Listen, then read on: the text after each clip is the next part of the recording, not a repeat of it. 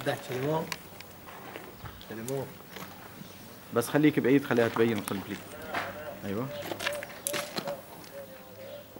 بدي شلمون يعني. ما بتشغل.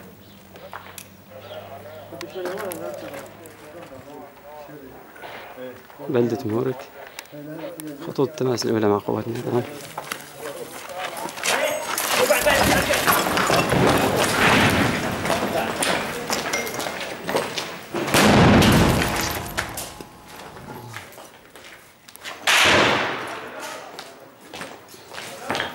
جارح القنابل.